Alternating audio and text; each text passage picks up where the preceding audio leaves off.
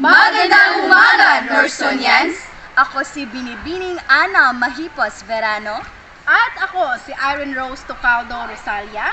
At ako naman si Binibining Josel Ann Westeros Cadilig.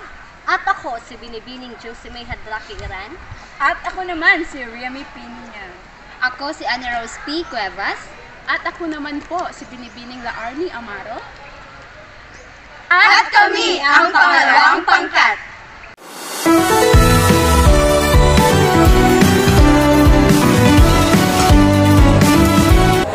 Magandang umaga mga kachika! Ako ang iyong chikadurang kikay, Ana! At ako naman ang iyong chikadurang sweetie, Irene! At welcome sa EDOC Diaries! Hi partner! Kamusta ka? Okay na okay, partner. Ikaw, handa ka na ba ang ating pag-uusapan ang mainit na topiko ngayong umaga? Handang-handa na partner, kayong taga-subaybay dyan. Narito ang mga ulo ng nagbabagay topiko na ating pag-uusapan ngayong umaga. Isang estudyante sa Luzon, ginawang basahan ang pambansang watawat ng Pilipinas. Kasutang Pinoy, tila inawawala na ba ng dahil sa makabagong henerasyon?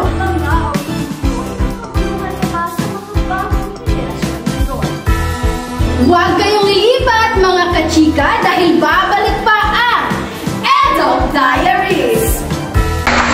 Sa pagpawala sa bughat, pamahol, labad sa ulo, kilala, asa ka? Sa daan ba ang anaadan?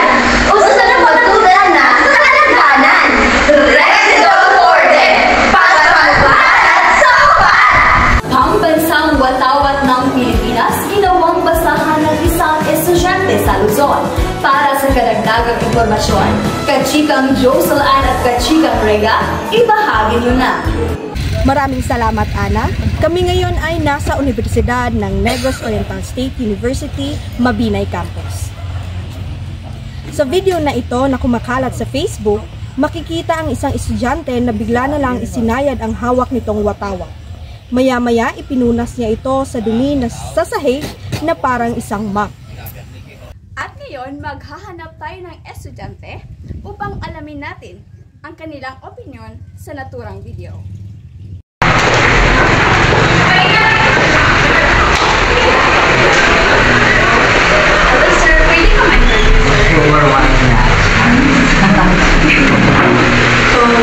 Meron kami ipapakita ng video sa inyo at gusto namin malaman kung ano ba yung magiging opinion mo patungkol sa video. Kaya na ba?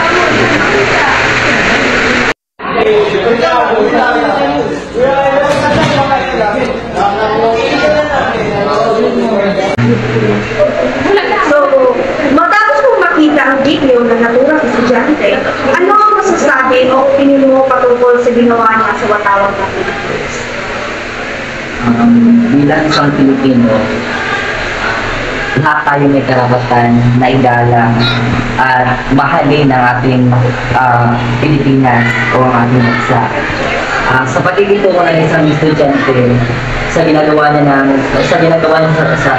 sa video, na ipapakita niya na ang respeto ay nawala na sa panahon natin. Dahil bilang isang influencer ng ating mga technology, nawawala na yung tinatawag natin ng respeto. Na dapat sana ay may bahagi hindi lamang sa mga tao ngayon hanggang sa mga bagong henerasyon.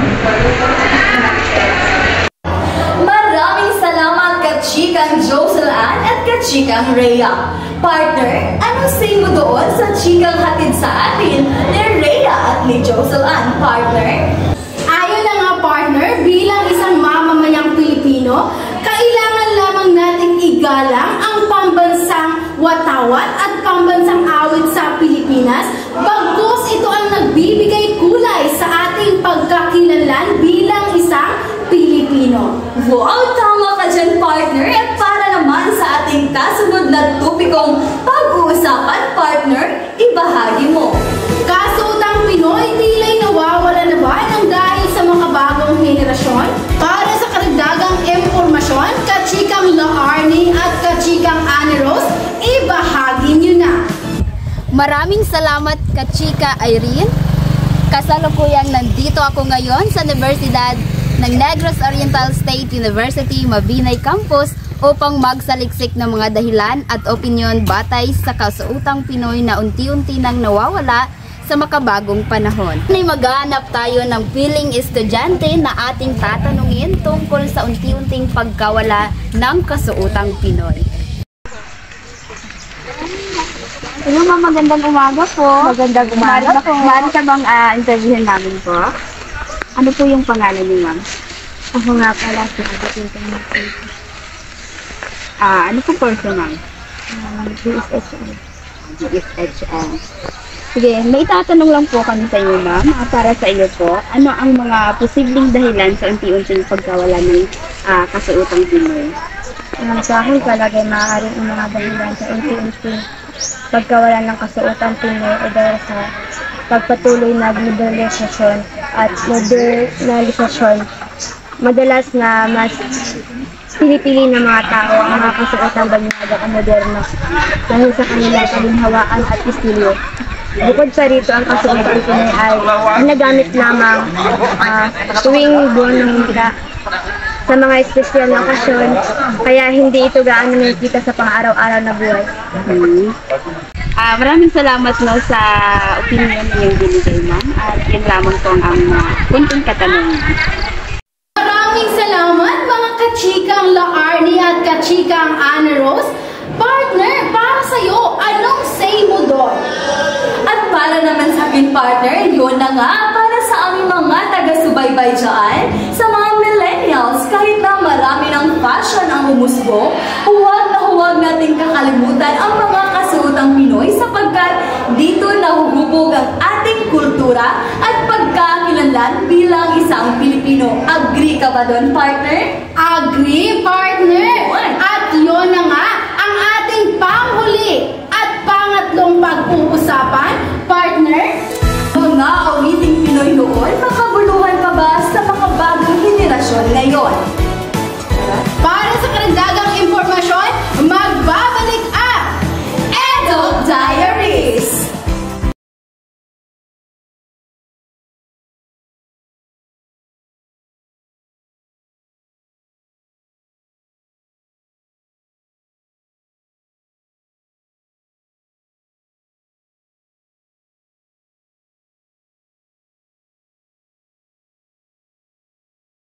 Introducing Nature Spring Distilled Drinking Water.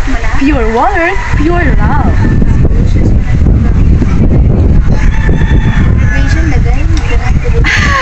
Mga awiting Pinoy noon, makabuluhan pa ba sa mga bagong henerasyon ngayon? Para sa karagdagang impormasyon, kachikang Josemay, ibahagi mo na. Josemay? Maraming salamat, Ana. At ngayon, nandito tayo sa North Mabinay Campus upang mangalap ng opinyon tungkol sa mga awiting Pinoy noon at sa mga awiting Pinoy ngayon. Magandang umaga po, sir. Magandang umaga din po, ma'am. Bilang isang mamamayang Pilipino, paano na isasabuhay ang awiting Pinoy noon sa pagdagsa ng mga awiting Pinoy ngayon? Mas marami ang mga music noon ikumpara sa mga music ngayon. Kaya hindi natin pwedeng kalimutan. Maraming salamat po, sir.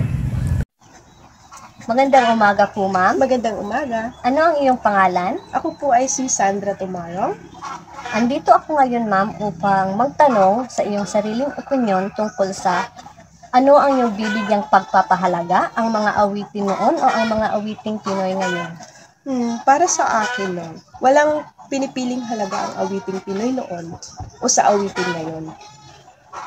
Pareho silang may kahalagan at koneksyon sa musikang Pilipino. Maraming salamat po, Ma'am Sandra Tumarong. Narinig na natin ang mga opinyon nila sa mga awiting Pinoy noon at mga awiting Pinoy ngayon. Balik sa iyo, Ana. Salamat ka, chikang Josemay. Partner, anong say mo doon sa chikang handog sa atin ni Kachikang Josemay? Partner?